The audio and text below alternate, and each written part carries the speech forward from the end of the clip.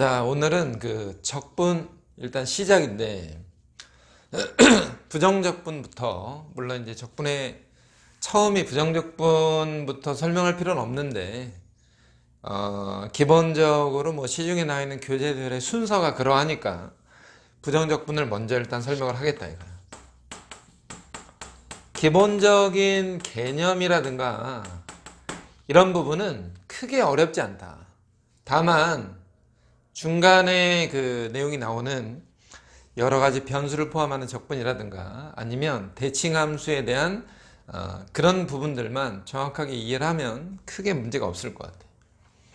자, 일단은 부정적분인데 적분이라고 하면은 미분을 모르고 얘기를 할 수는 없어. 미분을 거꾸로 계산한다라고 일반적으로 그렇게 생각을 한다 이거예요. 근데 정확하게 말하면 적분이라는 건 뭐냐면 넓이의 변화량을 관찰하는 거예요. 넓이의 변화량. 미분도 사실은 변화량이지. 미분도 변화량이고 적분도 변화량인데 학생들 입장에서는 그런 정도까지 내용을 이해하기는 좀 어려우니까 기본적인 내용의 상식선에서만 먼저 설명을 한다. 자, x제곱을 미분하면 2x가 돼. 당연하잖아? x제곱 더하기를 미분해도 역시 2x예요. x제곱 더하기 2를 미분해도 2x지. 자, 이렇게 돼 있어. 미분해서 이미 이런 것들을 배웠다.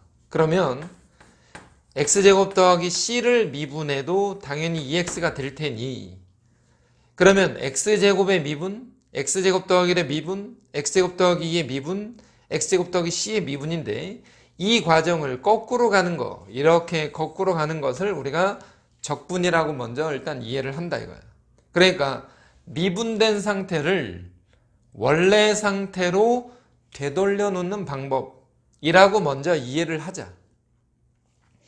2x를 원래 상태로 되돌려면 x제곱 더하기 c가 될 건데, 사실은 뭐냐면 이 뒤에 상수가 있는지 없는지 모르기 때문에, 왜 미분을 해 놓으면 그 뒤에 상수가 붙어 있는지 안 붙어 있는지 모르기 때문에 2x를 적분하면 x제곱 더하기 c다 이렇게 얘기하고, 기호로는 2x의 인테그랄 dx, 요 2x라는 함수에 대해서 인테그랄 dx라는 기호를 붙여서 원래 상태로 돌려놓거라 이 말이야.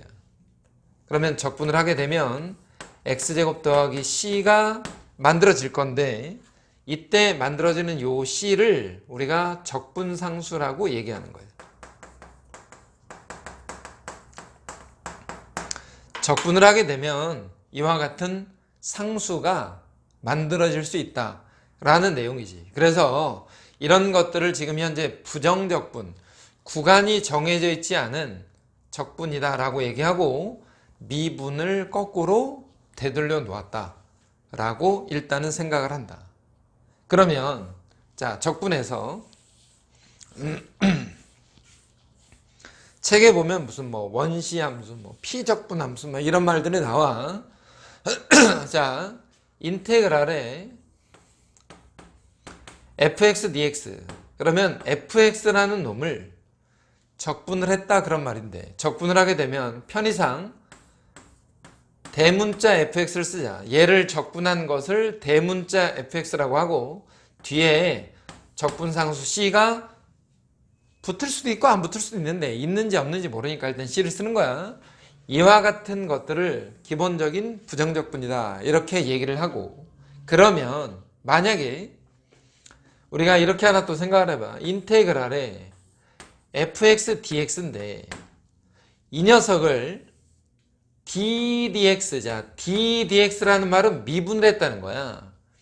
fx를 적분하고 미분하면 그 뜻이야. fx를 적분했다가 미분을 했어. 그러면 어떤 fx를 적분을 해서 라지 fx, 큰 fx가 됐는데 다시 미분을 했으니까, 했다가 지웠잖아. 쉽게 말해서 적분했다가 미분했으면 그냥 원래 상태로 되돌아올 거 아니냐. 근데 얘를 자 ddx에 인테그랄 fx dx가 지금 현재 보이는 대문자 fx 더하기 c인 거니까 얘를 미분한다라고 생각을 하면 얘를 미분하면 다시 소문자 fx가 되겠지. 왜? c는 상수니까 날아간다 이거야.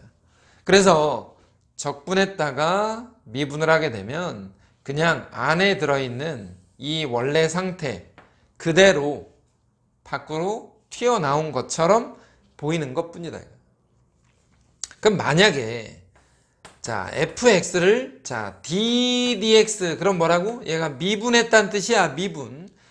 fx를 미분한 다음에 적분을 하면 어떤 상태가 될 거냐 이거야. 자 ddx fx라는 건 미분했으니까 다시 한번 써보면 f'x를 우리가 얘기하는 거지. f'x f'x를 적분하래. 그러면 뭐가 돼? 다시 원래 함수 fx가 되겠지.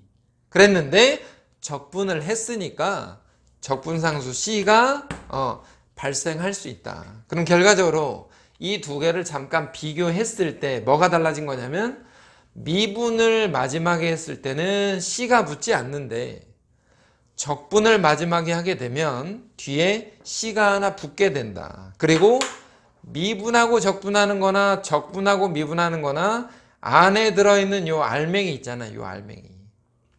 이 새끼가 밖으로 그냥 튀어나온 것처럼 보이는 것 뿐이다 이거야. 자, 이와 같은 현상들을 우리가 부정적분이라고 그래. 부정적분. 그러면 부정적분에서는 사실상 설명할 게 별로 없어. 정적분으로 넘어가고 계산을 하고 넓이를 구하고 어떤 이상한 현상들을 관찰하고 이런 것들로 들어가면 설명할 것들이 조금 많은데 부정적분 그 자체로만 가지고는 설명할 게 사실상 많지 않다. 그래서 몇 가지 문제를 푸는 그런 팁 정도만 그냥 전달하고 부정적분은 마무리를 한다 이거야.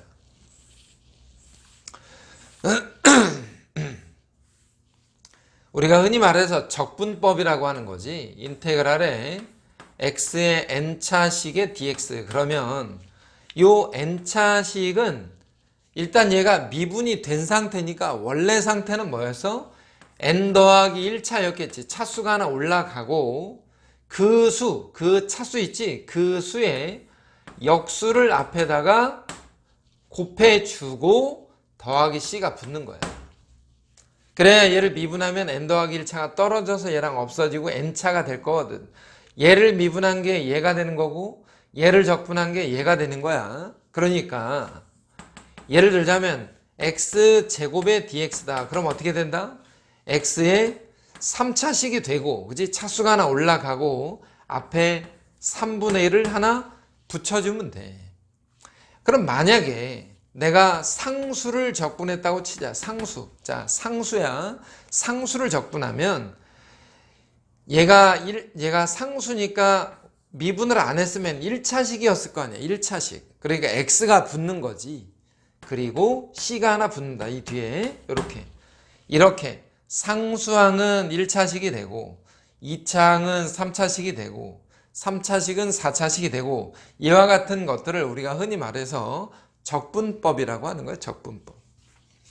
자, 적분하는 것들 중에 물론 지금 이 내용을 듣는 학생들은 뭐 문이과 구분 없이 다 듣긴 하겠지만 이과 학생들의 적분이 훨씬 더 복잡해. 그래서 간단하게 몇 가지만 소개하는 것 뿐이다. 이거. 인테그랄에 자, 요렇게 ax 더하기 b에 n차식으로 되어 있는 자, 이 부분에서는 잘 기억해놔야 돼. 얘가 반드시 1차식이어야 돼. 1차식. 1차식의 거듭제곱이야. 1차식의 거듭제곱은 적분이 된다.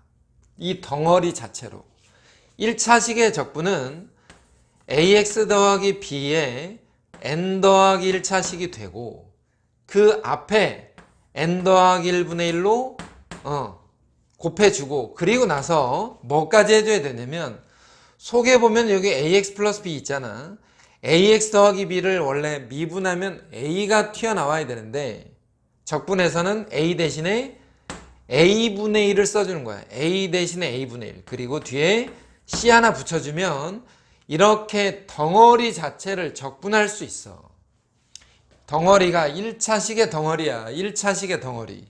왜냐면 얘를 미분하게 되면 n 더하기를 떨어져서 n차식이 되고 속미분해서 a가 튀어나오면서 얘랑 벗겨진다 이거. 그래서 기본적인 적분법이라고 하면 요런 정도야. 그러면 내가 방금 전에 여기 1차식이라고 얘기했는데 1차식이 아니면 그럼 안 된다는 거냐? x제곱 더하기 3의 제곱의 dx 이런 거 있지. 이런 것들은 반드시 전개해서 적분해야만 되겠다. 인테그랄에 x 4제곱 더하기 6x제곱 더하기 9 이렇게 전개를 하고 나서 그 다음에 적분 4차식은 5차식이 되면서 앞에다 5분의 1 붙여주고 2차식은 3차식이 되면서 앞에다 3분의 1 붙여주고 상수항은 x가 붙고 뒤에 c 마지막에 c 하나 이렇게 붙여주는 이와 같은 방법에 의해서 적분을 정리하면 되는 거야. 지금 정도의 내용을 가지고 문제풀이 하는데 크게 문제가 없고 만약에 문제가 있다면 미분에서 공부가 좀 덜 됐다라고 생각을 하면 돼. 미분을 기본적으로 알고 있으면 적분이 크게 어렵지 않다라는 거. 그래서 부정적분에서는 적분이라는 게 뭐다. 그리고 미분을 거꾸로 한 거다. 그리고 적분은 어떠한 방법에 의해서 계산을 한다. 라는 거 정도를 일단 내용상 끝내놓고 부정적분이 마무리되는 그 순간 정적분과 기본적인 성질을 그 다음부터 하나씩 익혀가는 게 좋을 것 같다.